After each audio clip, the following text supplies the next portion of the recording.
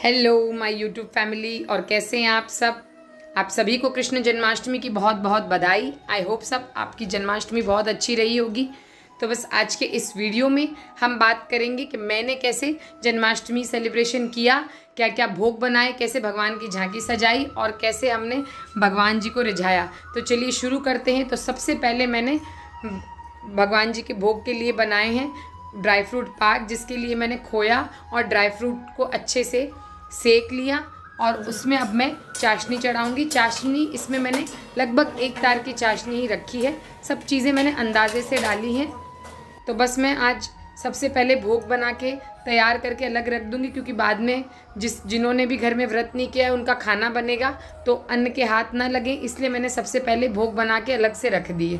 और आज मेरी सिस्टर भी आई हुई है जन्माष्टमी पे, क्योंकि वो भी अकेले थी तो उसको भी मैंने यहीं बुला लिया। तो हम मिलके मनाएंगे तो और मज़ा आएगा।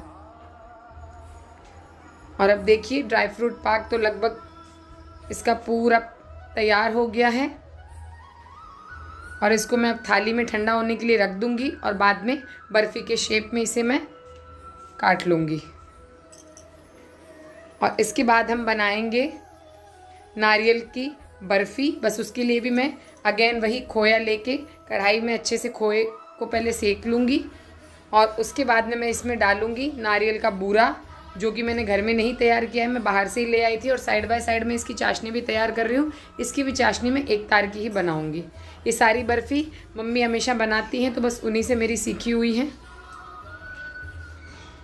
और देखिए साइड बाय साइड दोनों काम हो रहे हैं। साथ में मेरी सिस्टर और मैंने दोनों ने मिलके फटाफट से पहले यही काम कर लिए। अब इसमें भी हम चाशनी में हमने पीला रंग भी दे दिया, इलायची भी दे दी और अब इसमें चाशनी डाल दी है। इसे भी हम थाली में ठंडा होने के लिए रख देंगे थोड़ी देर मिला के। जब ठंडा हो जाएगा तो इसे भी बर्फ़ी के शेप में काट लेंगे।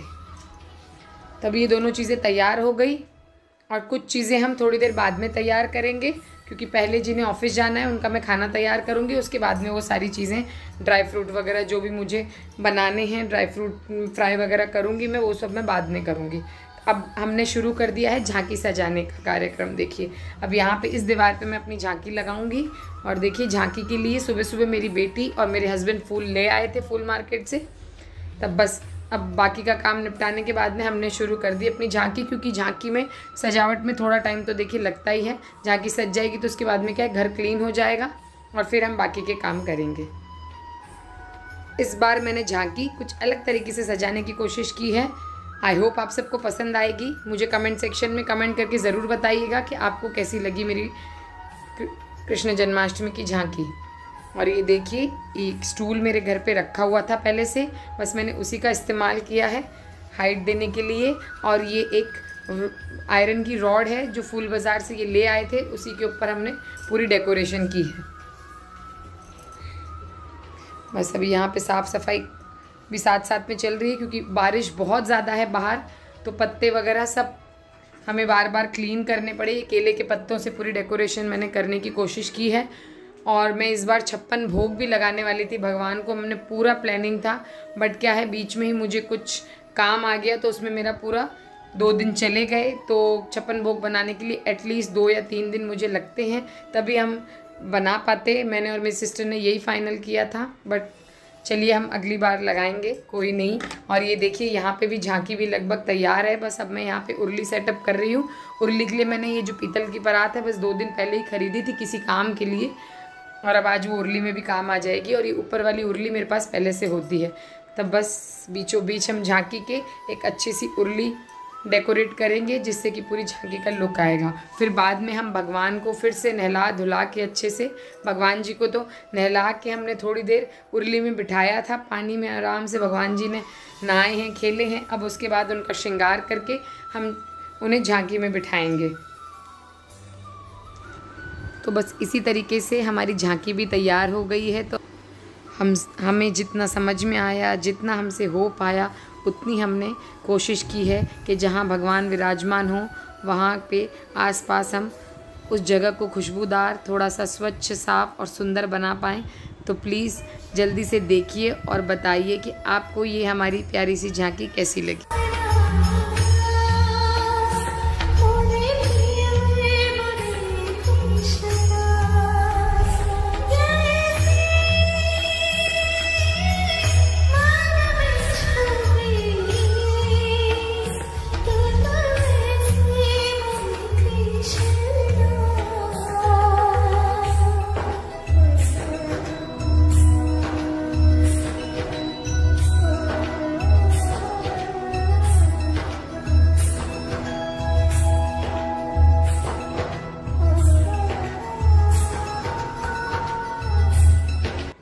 और इस बार हमने झांकी पे 3 भगवान जी हैं, क्योंकि एक है मेरे सिस्टर के लाला जो वो वापी से लाई हैं, एक मेरी भाभी के लाला हैं जो यहीं पे मेरी सोसाइटी के पीछे जो सोसाइटी है उसी में मेरी भाभी रहती हैं, तो वो भी यहीं पे मेरे साथ ही जन्माष्टमी मनाएंगी, तो उनके लाला हैं। और तीनों लाला को मैंने अलग अलग रूप दिया, एक को राधा बनाया और दो को कान्हा, तो उन्हें हमने नीचे बिठाया है। और अब टाइम हो गया है लाला का।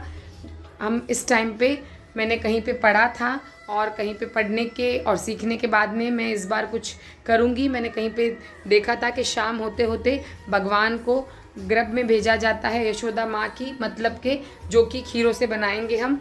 और ये जो भी बर्तन मैंने इसमें यूज़ किए हैं वो सारे अच्छे स्वच्छ बर्तन हैं, बस वही मैंने लिए हैं। तो उनमें मैंने पहले नीचे फूल बिछाए और खीरे रख दिए, और उसके बाद में हम भगवान के सारे वस्त्र वगैरह उतार के इनको हम यहाँ पे बिठाएं। और ऐसी मानता है कि ठीक 12 बजे हम यहीं से भगवान का जन्म कराएंगे और भगवान जी को फिर अभिषेक वगैरह कराएंगे, क्योंकि ये यशोदा माँ की गर्भ मानी जाती है जहाँ से भगवान जन्म लेते हैं, इसीलिए इनको शाम होते ही यहाँ पे विराजमान कर दिया जाता है। और 12 बजे के बाद में इन्हें यहाँ से निकाल के और फिर इनकी जो भी पूजा अर्चना होती है फिर वो होगी।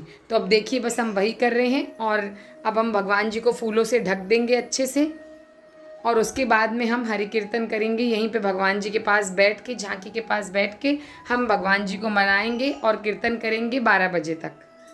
और अब लगभग शायद 9:30 बज रहे हैं, और उसके बाद में हमने शुरू कर दिया अपना कीर्तन का कार्यक्रम। ये लोग यहीं पे आ गए थे, भाभी, बच्चे, मेरे भाई, तो बस हमने मिलकर खूब आनंद लिया जन्माष्टमी का, खूब कीर्तन किया। और अब 12 बजे तक बस हम कीर्तन करेंगे, और 12 बजे के बाद में हम भगवान का अभिषेक करेंगे। और देखिए यहाँ पे अब 12 बजने वाले हैं, तो बच्चों ने हॉल की लाइट भी ऑफ कर दी है, भाभी थाली लेके खड़ी हैं, क्योंकि 12 बजते ही कृष्ण जन्म होते ही हम थाली बजाएंगे।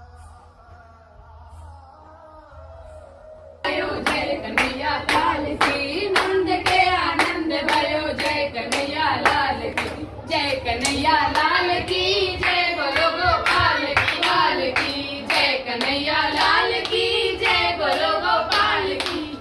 में आनंद भयो जय कन्हैया लाल,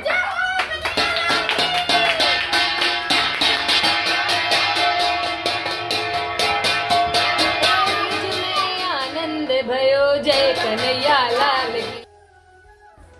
और बस इसी तरीके से देखिए 12 बज गए, और अब हम भगवान जी का अभिषेक करेंगे, यहाँ से फूलों में से उन्हें निकाल के और उनका अभिषेक करवाएंगे। जय बोलो गोपाल की, हे नंद के आनंद भयो जय कन्हैया लाल की, नंद के आनंद पाल की जय कन्हैया लाल की।